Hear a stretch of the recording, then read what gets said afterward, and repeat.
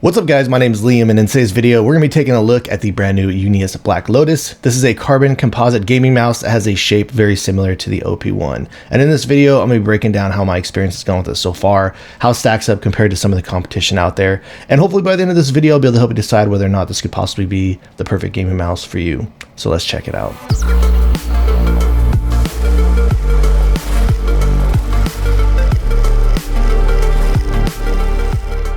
Before we get started today, I did want to let you know this was sent out to me. However, everything you're going to be hearing in this video is going to be my own words and my own opinions. So included inside the box, I want to take a quick second to just really praise what they did here on what they included inside the box. There's several different types of mice out there that, you know, they come with sometimes just several different things that I don't really feel like are necessary, or even there's a lot of mice out there that I get and I really like the mouse a lot, but just not a fan of the skates, and it just kind of ruins the experience for me. So I have to wait for, you know, aftermarket skates to come out, and then you have to purchase those, wait for them to come in and stuff like that. So kind of one of the, probably my biggest pet peeves about gaming mice in the current time.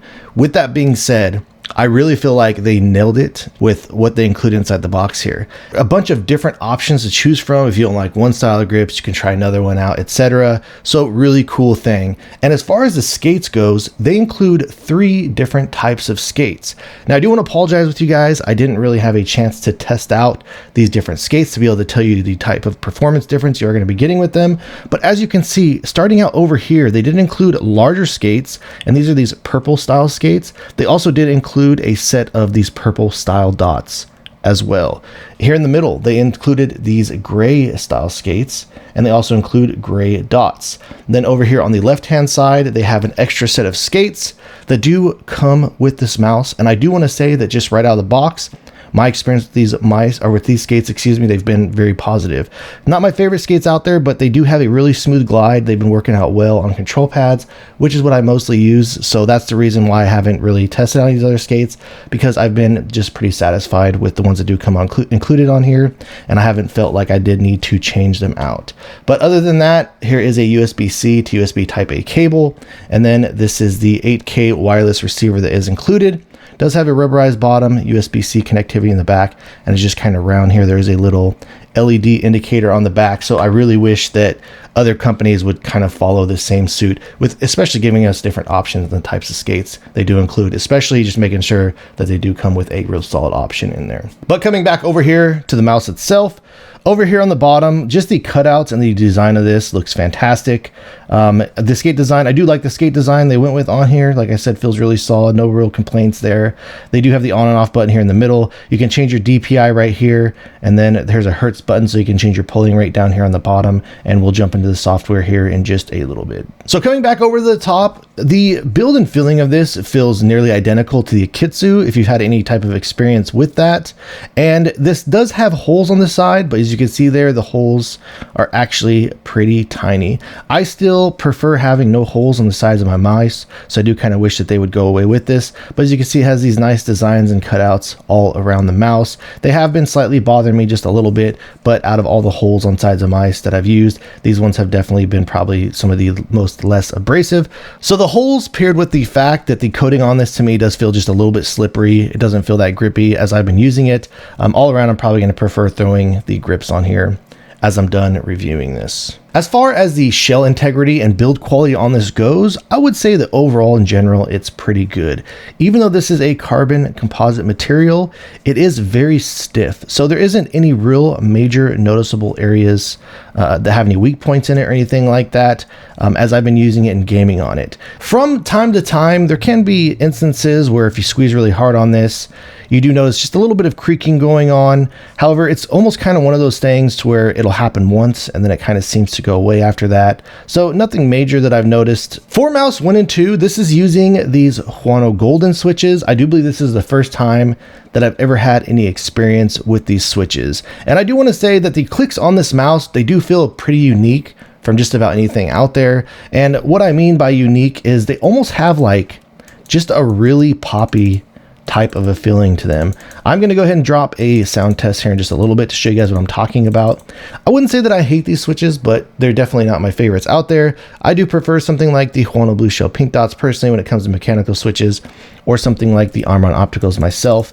But as far as the implementation on these goes, it is all right. You get just a little bit of pre-travel here, so just a little bit of movement on the switches. Once you do click down, the post-travel on isn't too bad. A little bit more play up here in the front. You can make contact with the shell. You do get just a little bit movement left to right on here, but even though you can visibly see a movement there, as I've been using this and gaming on in game, I haven't noticed like any major switch grinding, or it hasn't necessarily yet anyways been moving around on me to the point to where it's been standing out or bothering me at all. But the click implementation on this is pretty solid.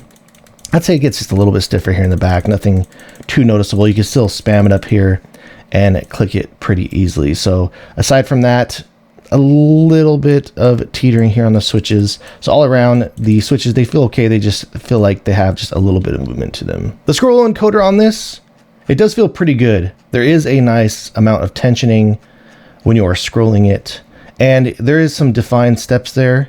They're kind of faster style of steps, so kind of smaller.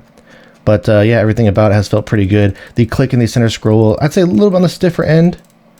You could probably get a little bit of spamming in there though if you didn't need to do so. And then when it comes to the side buttons, I do get some play back here in the rear. So you do notice some pre-travel on them. In the center, just a little bit of pre-travel as well. But I would say that overall the feeling of these side buttons is pretty good. They're nice and lightweight, nice and snappy. So it doesn't take too long to actually actuate them once you do click it. Once they do click, there isn't a whole lot of post-travel. So the post-travel does feel really solid on these. You do get a little bit of teetering there back and forth. Nothing that I noticed as being too much of an issue in my gameplay anyways, the way that I use the mouse. So now we'll go ahead and we will drop a click quality sound check.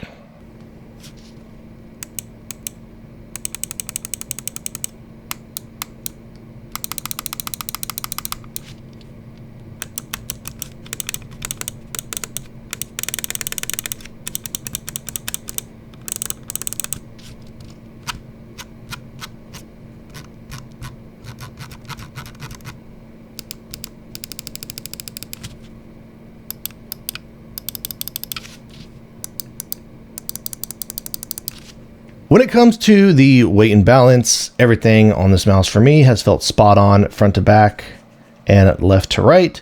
With the stock larger skate design that does come pre-installed on this mouse out of the box. Looks like we got it coming in at approximately 41.7-ish grams on my scale. You can access the settings for this mouse using this web-based driver. It does look pretty similar, and there's some questionable things in this software, like there's this tab right here. You have to enable this tab and able to get the 8,000 hertz polling rate. If you don't enable it, you only get the 2,000 hertz polling rate. Then aside from that, you're able to do other standard things like adjust your DPI. And the one thing about this mouse is it does have the lowest debounce click setting that you can set it at is only 2 milliseconds. And that 2 millisecond click to bounce setting does show through in the performance. This is using a 3950 sensor, and everything about the performance as I've been using this in game has felt pretty solid to me. And with the current setting limitations inside of the web-based driver, this is the latency that I was pulling off of this mouse. All right, so when it does come to the shape, I really do feel like the shape of this is going to be pretty popular considering the fact that a lot of people out there like the OP1 shape, and this is very similar to just the OP1 shape in general. So instead of just talking about it, let's go ahead and we will jump right in. So when you're looking at the scale of both of these mice next to each other, they honestly look like they're pretty identical. I'll go ahead and show you the grip width on them. When you do stack them together, very similar as far as the front grip width down here in the bottom of the mouse. Not a whole lot of difference. Even the length on them is pretty close, not really that far apart from one another. So the bottom of the mouse on these, they feel very similar. The difference, however, is when you do get into the height over here on the Black Lotus and just the curve profile. As you can see, the curve from top middle down to the sides, this has more height to it, the Black Lotus, and it does feel wider. So when you are actually holding these in the hands, it does make the Black Lotus feel larger just by the extra height and the extra width of it on the top of the mouse, though the bottom of them not really that far apart from one another, or even up here in the front as far as the width goes. So here is a curve profile from the front to back, looking at both of these from the side.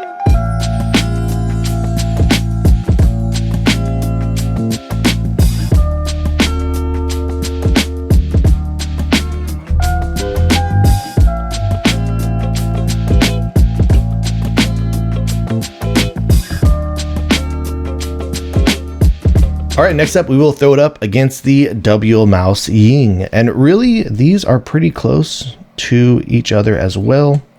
Once you do stack these next to one another, they do feel pretty similar. The Ying might be a hair wider as far as the actual grip width goes. But here's a curved profile on the top down to the sides. I do feel like when you hold both of these in the hands, that the Ying does feel just a little bit tinier, due to just the top presence feeling a little bit larger over here on the Black Lotus.